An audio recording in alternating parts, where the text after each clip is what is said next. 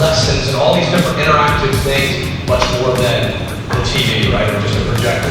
And so, with that, we have adopted this professional learning strategy. We've actually got our Director of Professional Learning who is here with us today. That's Billy Jack Garrett. And he is here as part of our always-on approach, which is the on-site, the online, and the on-demand. So we're going to be teaching a little bit about where you can find resources and how you can leverage those things with ClearTouch. And I think really with that, the biggest thing I want to leave with is just keep doing what you're doing. It's incredible. I love the Tech Week event and love all the things that you're doing. Thank you so much for having us.